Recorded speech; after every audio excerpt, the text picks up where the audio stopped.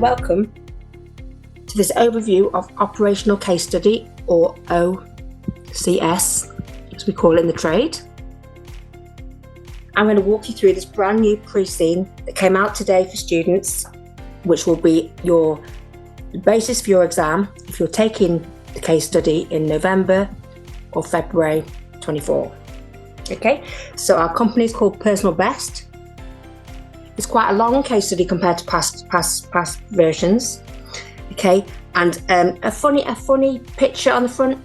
Okay, so they are going to be making bars, they are going to be making milkshakes, but it's kind of a chaos picture, and maybe that kind of leads to the idea this company is growing really fast and becoming a bit disorganized.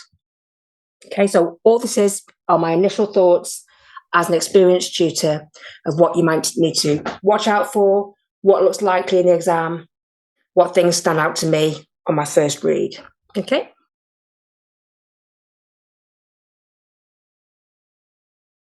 So here we go, page 2. Your role then, you're a finance officer. This is the same for every case study, so nothing different here. The idea is you're like a trainee management accountant. Okay, you could be doing, you're assisting rather than making the decisions. So you'd be assisting, which means you'd be perhaps given a graph or a table and asked to explain it, say why it's useful, what's its benefits, or a decision tree. Why would you use it? What does it mean? Okay, so you're not making the decisions. When you get to your management case study and your strategic case study, you'd be asked to make decisions. This time, you're more likely to see verbs like explain, identify, suggest, and so on. My writing hasn't got any better, as you can see. Okay, so so you are a management accountant, and this is because P1 is our lead paper for case study. However, you could be asked to do things to do with the financial statements, showing what a big part F1 paper plays, and also any other kind of financial matters. Okay, so E1 plays a more minor role, but the three of them together, the 3 objective test question papers, will lead into your case study, and all of that knowledge will help you, as well as a good dose of common sense and some practice and some application. Okay, so if you are exempt from any of these papers, make sure you get the latest CIMA books or the latest syllabus, and make sure you're happy with the main techniques. There's no calculations in the case study. Okay, so it's all about explaining, identifying, suggesting, recommending, things like that. Okay, so let's move on.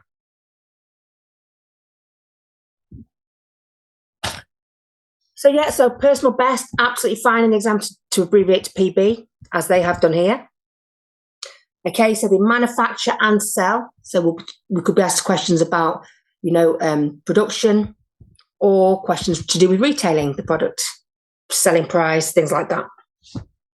Okay, we're based in Ceeland, which is a fictional country in Europe.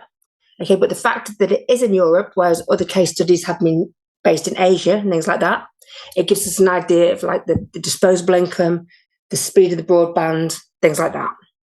Okay, and we're using the C dollar for all your the examples that are given to you and any monetary numbers. Okay, so let's have a look. So it's founded 5 years ago, so relatively young company. Okay, and here's our 3 main ladies, Julia, Penny, and Hema. Okay, they are the 3 founders. They're still heavily involved in the business, and you'll see more about them later. Okay, so they were absolutely committed. They were members of the gym. They were looking to make a snack. They ended up giving their full-time jobs up. You'll be able to read about this. Okay, and they were absolutely committed to making a really good snack product that was healthy. Okay, so you should see here we've got a healthy and it's high protein, no added sugar.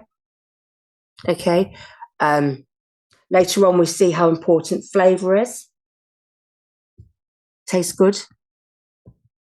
And further on as well, you can see lots of different types of ingredients, lots of different versions, a big range. So in terms of what's key to this product concept, protein, healthy, no sugar, got to taste good, got to be convenient as well, so the convenience, and also a range of a lot of different ingredients. Okay, So all of this helps you to get in your mind what this product is. You've got to pretend you work at this place. You've got to pretend this is your, this is where you work, and you're advising either one of these or maybe another line manager. Okay, what else can I say about this then? So, like I said, absolutely committed. It says here, trusting their instinct was correct.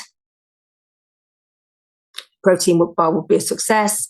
They literally gave up they remortgaged the homes. Okay, invested their life savings into setting up this business. Okay, 2 of them quit the job straight away to work full time, and later on you'll see that the other one, Penny, joins them and quits her job eventually too. So absolutely invested, absolutely committed these ladies are. Okay, so far we've seen no disagreements about decision making or any reasons why they wouldn't, but that could happen in the exam where you've got to perhaps use some objective information like a payoff table to tell them what the best choice is according to a risk-averse person or whatever. Okay, another thing that stands out to me is how much social media is used in this particular case study. So we see later there's a blog, there's big websites. We ask for participants' opinions. We do opinion polls, things like that. So social media is another key concept in this case study.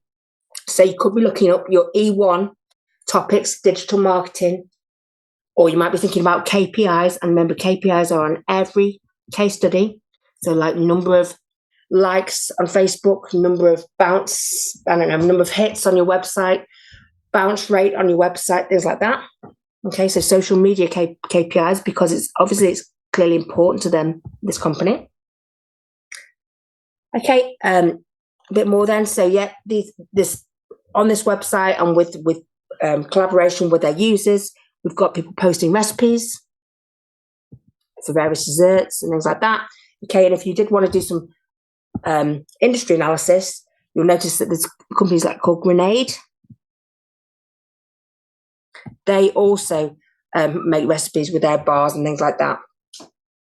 Okay, and then they're constantly shared and liked. So basically the marketing is always done for them because their customers are so happy and they're so involved. Okay, so that's going to be key to them, isn't it? Okay, so page 2. Started off selling at gyms. Okay, and you'll see they expanded to different places. Okay, they expanded the range, 16 flavours. So we saw that the number of choices was important to them. Okay, and they increased that by 6 more later on. Okay, Penny now also gives her job up and works full time. So that's all 3 founders absolutely committed, life savings, houses remortgaged, fully invested in this product. Okay, let's see what else. Okay, so in terms of sales channels, we can see that we were originally targeting related fitness, industry, but later on you'll see we can include supermarkets and all sorts of extra sales. Okay, so at the moment, at this point, we're only making protein bars. Later on, you'll see here protein powder is joining us, and in the numbers you'll see also that protein powder is more profitable, but a much smaller market share, not market share, but a much smaller volumes going out there. Okay, so protein powder and protein bars they make now. Okay, so potential diversification, they could go into ready meals, and I think My Protein do that. They could go into other snacks, like salami and things like that. But at the moment, it's just bars and powder. Okay. Okay, so the founders found time to find more like-minded staff, and you'll see there's more directors than just those 3. Okay, and this culture, I think culture is kind of important. So you'll see the website is written on a personal type basis. It's very, it's like the original founders are heavily involved. It's growing as big as it possibly can, but it seems to be, it's like owned and it feels like a private company. Okay, it's like their company. Okay, we've got so growth every month. So they've done really well. They haven't had 1 month where they've stayed still. which is super. Okay, and it's saying here that they've worked together, they've got synergy, their own specialisms, enable them to work together in a smooth and collegiate manner. Okay, then we've got, so Hemmer, an engineer. We've got who built the production machinery. We've got Julia, the finance director. So this is going to be head of your department as finance officer. Okay, and we've got Penny, who's a sales and marketing director. Okay, company revenue, and you'll see the numbers, and we've got a full P&L on that to come. But here we go, company revenue, 23.9 million, gross profit, 8.4 million. Without having an exchange rate, it's impossible to say how good that is, but you'll get a feel that they've done really, really well. They're successful, they're growing, and they're turning a corner, and they'll be looking for more growth in future.